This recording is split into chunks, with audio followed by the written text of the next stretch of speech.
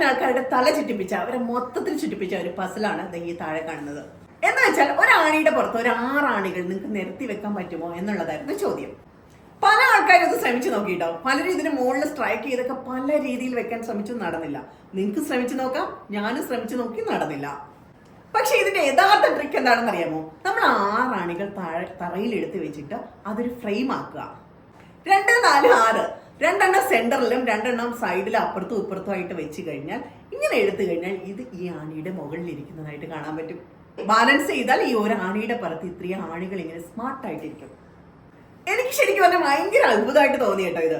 ശരിക്കും നമ്മുടെ ജീവിതം ഇതുപോലെയാണ്. നമ്മുടെ ജീവിതത്തിലെ പല കാര്യങ്ങളും നമ്മൾ സ്ട്രെയിറ്റ് ആയിട്ട് നടത്താൻ നോക്കിയാലും അത് സോൾവ് ആവില്ല, അത് നടക്കില്ല.